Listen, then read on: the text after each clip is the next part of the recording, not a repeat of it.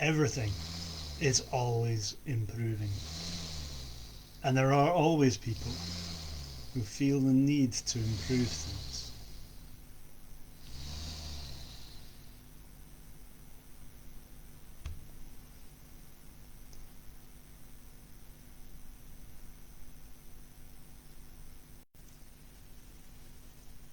Having said that, it's really good that things don't stand still and that we develop and we grow and we make new things happen. As always, if you're around and watching, please let me know if something's gone wrong and you can't hear me. Let me know as well. You'll need to comment on the Lift DNG activities page, because that is where this is broadcasting, and those are the people who are bringing this to you. But I have a story for you today.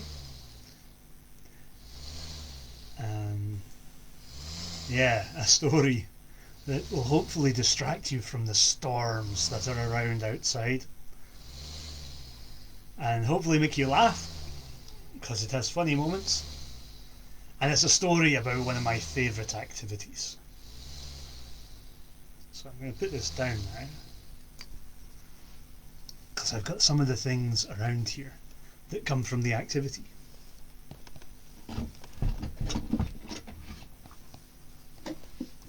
These boxes, they're not just decoration, they're where I store stuff. And this may give you a clue about the story I'm going to tell today. Maybe. There's some protective gear.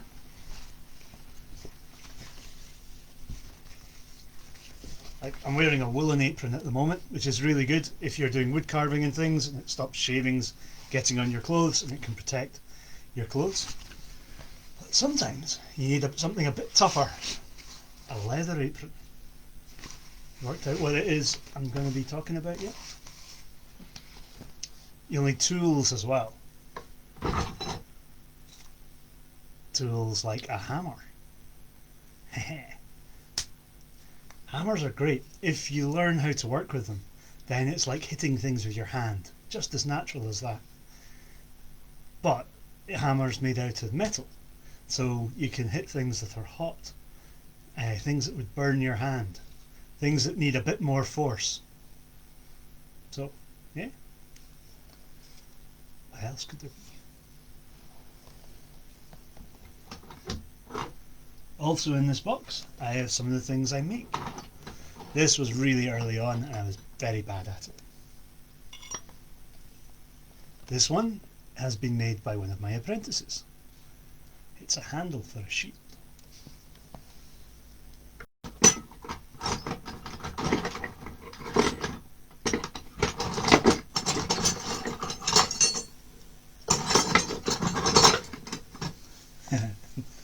This one is made and was broken.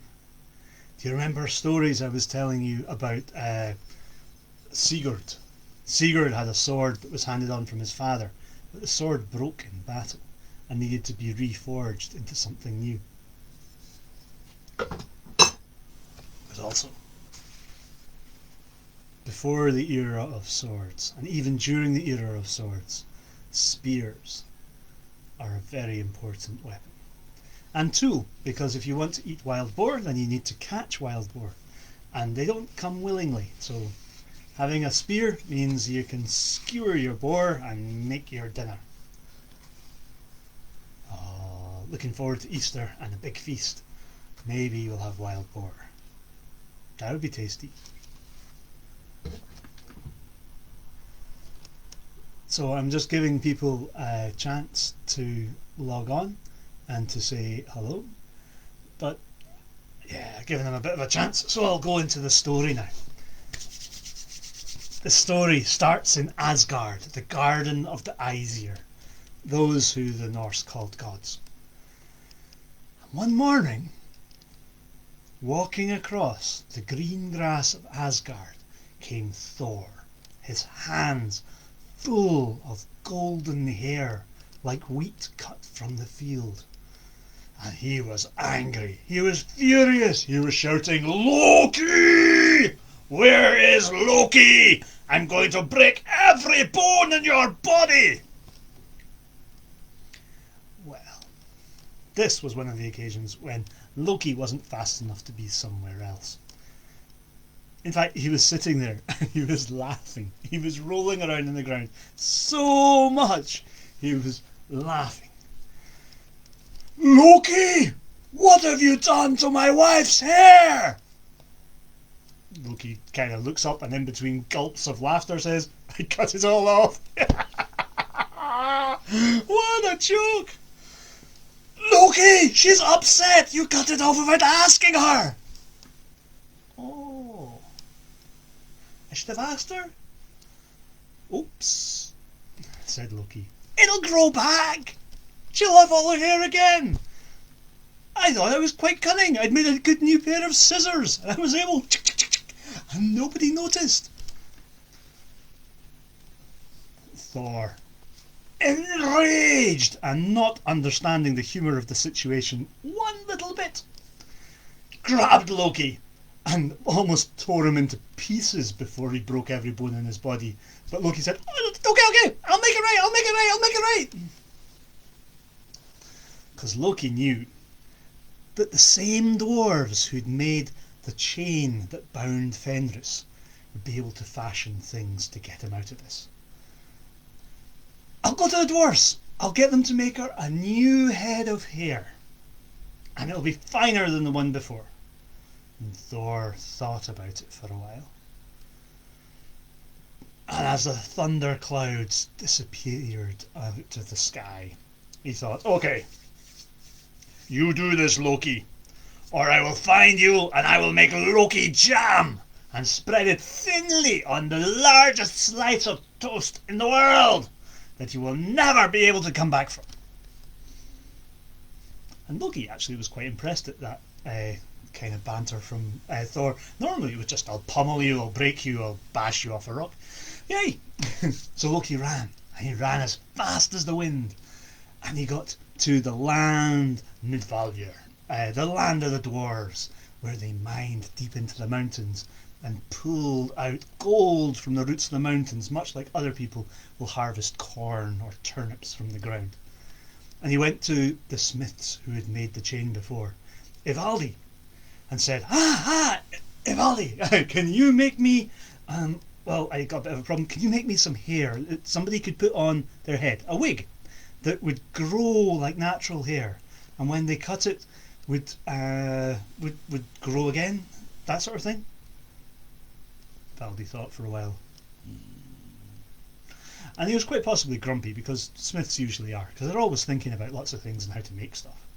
But the grumpiness was overcome by the sense of challenge that he wanted to do something. "Well, what will I get out of this if I make something for you, eh? I mean, it's a lot of work to make a head of hair that will grow again." And Loki went, "Oh, I'll owe you a favour. A really big favour." And Ivaldi sort of went, "Alright, I'll do it. No worries. Hang out there. Have a wee glass of mead or something, and I'll be with you when I'm ready." So not only did his group of smiths make a golden head of hair, a wig,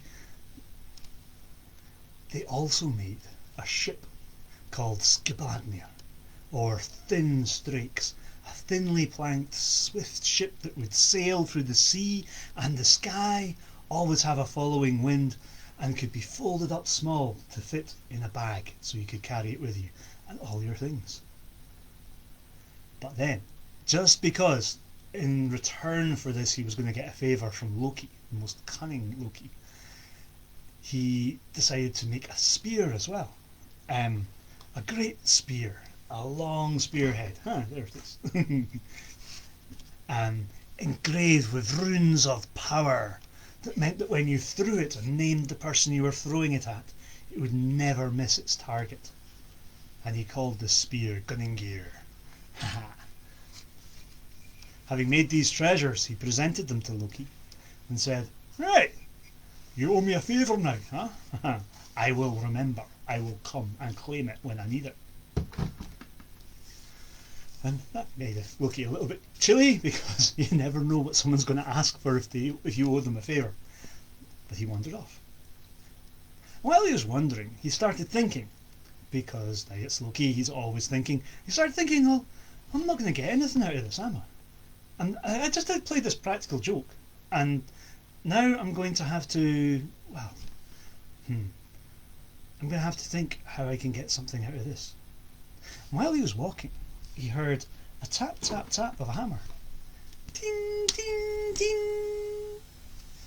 And like cogs in his mind, his brain started working and churning and thinking of things. And he thought, well, I'm in the land of smiths, right?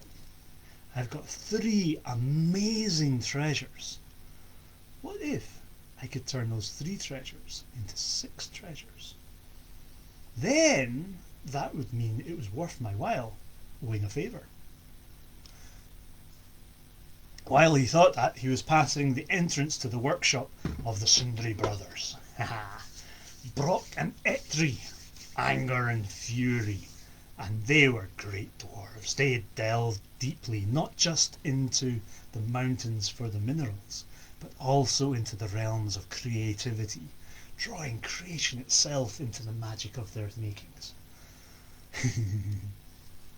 And Loki just said hello and let the events take their course.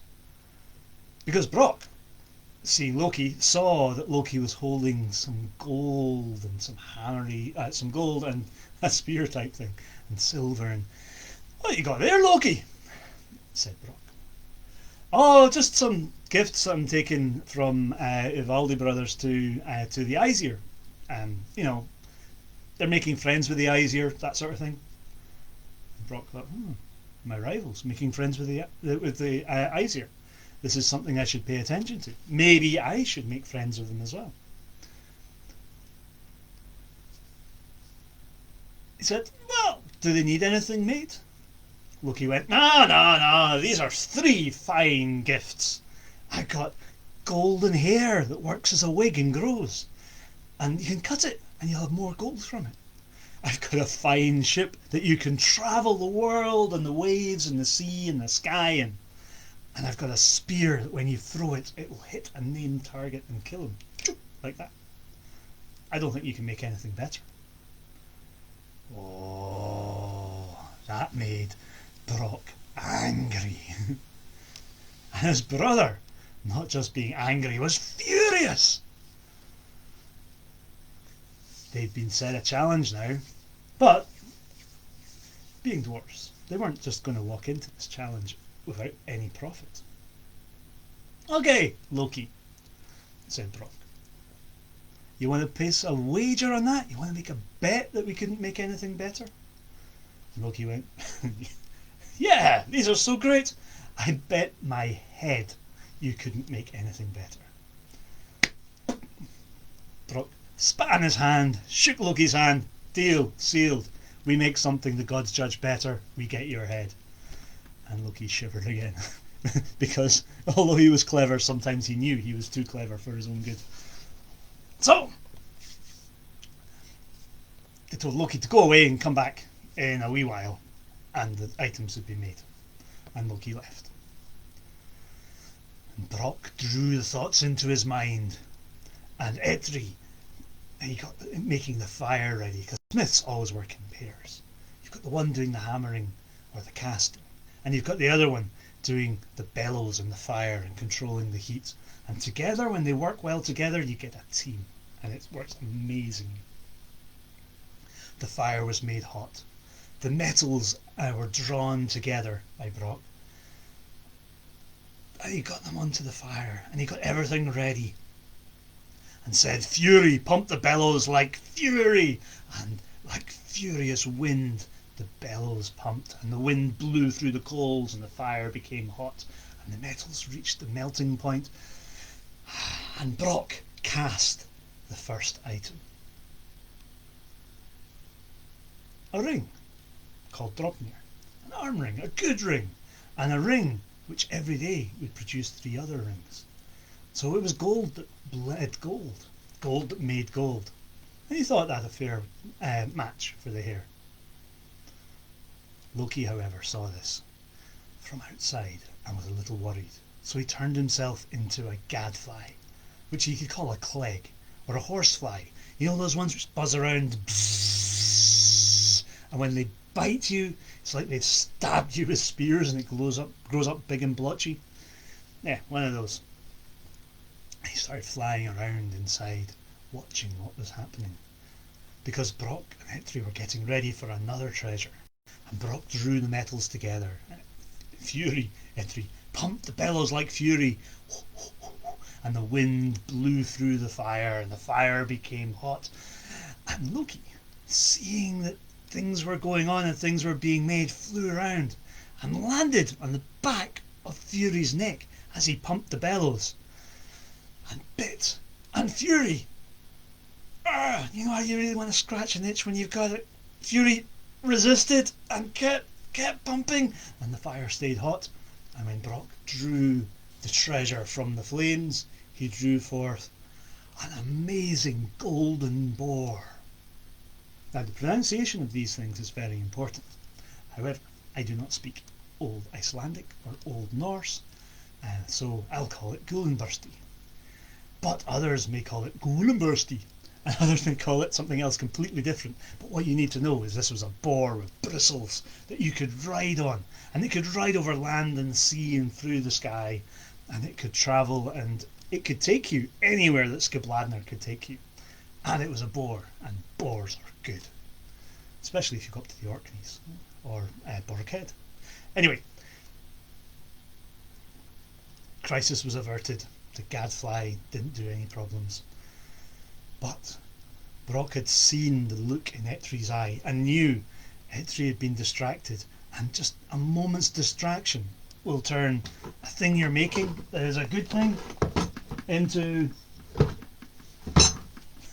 a burnt lump of metal where the welds have gone wrong, and it's only good for the scrap heap. So Brock got all the pieces of the casting together. He got all the pieces in the right place.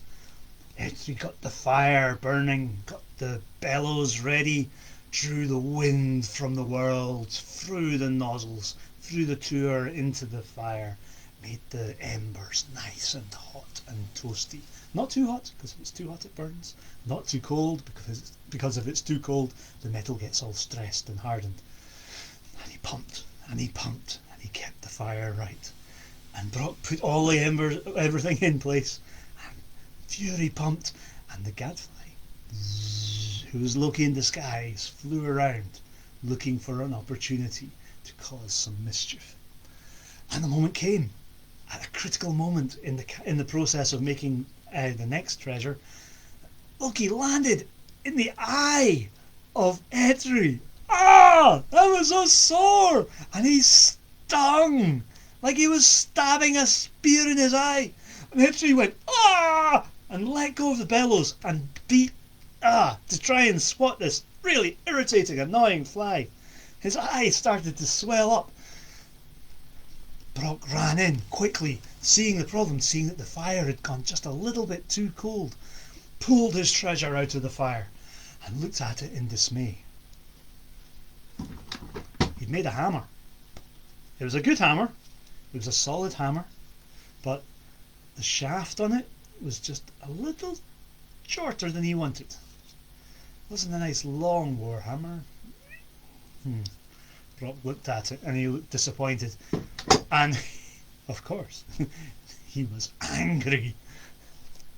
And he was angry at Eitri, but what can you do?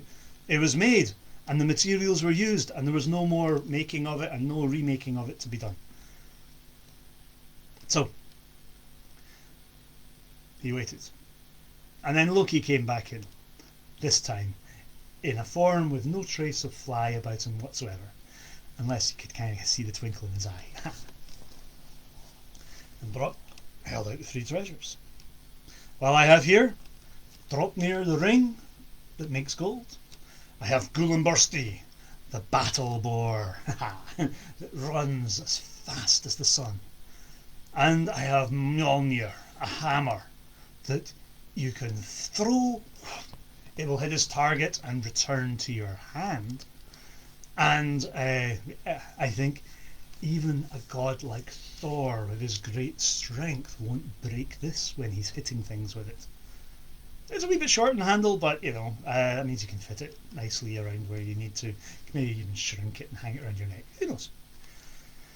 And Loki went, yeah, they're pretty good, they're not bad, but we'll wait and we'll see what the gods say, what the Aesir say about whether they're any better than the gifts I already have.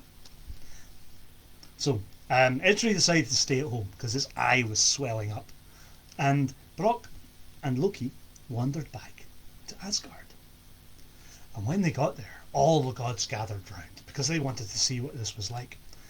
And Loki took the hair, apologised, put it onto the head of Sith, and it meshed beautifully and just flowed as gold across her shoulders. And whenever it was cut, just like wheat when it grows from the ground, it could be harvested, and then it would grow again. He gave Freyr the ship Skibladnir and said, "Aha, see, now you can travel. You want to go visit the Vanir, the rest of your friends? Then you can." And to Odin he gave the spear Gunningir and said, "This will serve you well in the battles. Look at these great treasures that I, Loki, have brought for all you Aesir. Look on me and be grateful, thankful, all that sort of stuff. You know, you can send pen pal letters. Get in touch with me, that would be great." Then he said, "And as well as that, I have brought 3 other gifts for you. By this Brock here, you know, just as a bonus extra. They're probably not worth anything, but you might like them. See what you think." And he laid out Draupnir the ring, and he laid out Gullinbursti the boar, and he laid out Mjolnir and said, "Yeah, look, great hammer this, but a bit short on the handle, notice that. So what do you think of them?" And the gods, they sent Loki away, and they discussed, and they debated, and they hit things and threw things, and they went doing laps round the world tree in both boats to see which one was faster. Well, the boat and the boar. Then they had a race. They were having a whale of a time. They really loved it. And they came back, and they said, "Well, Loki, you've done well with these gifts, but you had a lot to pay off with all of that problem with cutting the hair off and everything. So we'll let you away with that, but we think you don't quite work out the value of things. Gold makes gold. Oh yeah, okay, that's good. Things that you can travel on, they are also good. But the one thing," and it was Odin who said this, "that we especially fear is the giants, the Jotun, the dead rising, and the battle in the twilight of the gods at the end of time. And always we're looking for ways to protect Asgard, to protect ourselves. And the spear, it's a good spear, I'll give you that. It's fast, it's true, it's a warrior's weapon. But in the hands of Thor, Mjolnir is going to secure our safety. Mjolnir is going to protect Asgard. So, for this gift alone, is worth all the others. So I'm afraid your first 3 gifts were great, but Brock is the one who made the best gifts." At which Loki was crestfallen. He bet his head that the first gifts were better than the second gifts. Brock, angry, in a quiet anger now, started to sharpen an axe to reap his harvest and collect the head. He walked up to Loki, he lifted his axe, he started to swing, and then Loki said, "Oh, one moment, I need to stretch my neck a little bit more for you because, see, I've promised you, and it's quite rightly yours, my head. My head is now yours, but none of my neck. You can't take any of it. If you take any of it, you'll be breaking the terms of our contract, and that would be very bad. The god started to snicker. Loki stretched his neck out as long as he could. The rock started thinking and scowling and sharpening the axe to the finest hairbreadth of an edge. He lifted it up, he brought it down, and then he stopped, because where does the neck stop and the head start? What angle can you cut at? No, he just couldn't work it out. And he was furious, he was angry, and he grabbed a sinew and he grabbed a needle and he grabbed Loki's head and said, "All right, Loki, you're cunning, you outwitted me there, I'll give you that, you have your way. But," and he started sewing Loki's mouth shut with the sinew, "you're not going to make any more bragging boasts. And your head is mine, so when I'm at my forge and I'm working, your cunning is mine too. And I'll leave you this stitched shut mouth as a reminder not to make foolish boasts." And the gods rolled around laughing at this. They thought it was the best joke they'd ever seen. Almost as good as the joke of sneaking into someone's room and cutting their hair off, perhaps. Maybe even better. Loki, however, was left with a sore mouth, snipping away at the sinews so he could speak. And sometimes after that, his jokes and his laughter was just a little bit squint and a little bit wrong. But smiths are incredibly cunning. They own Loki's head, and they can hammer you out anything you need. And the whole of the rest of the story ties in with the rest of the story of the Aesir and Asgard, and I'll tell you more of them later. But for now, thank you very much for your time, your attention, for listening to the story. Don't make bets you can't win. Don't try and play a game of advantage, because the only way you can do it is by becoming the biggest boaster in the world, and then you'll just fall further at the end. Stick to things you can trust, like hammers. And become a smith. Anyway, I will leave you to the rest of the day. I hope you don't get blown away by the storm. Goodbye.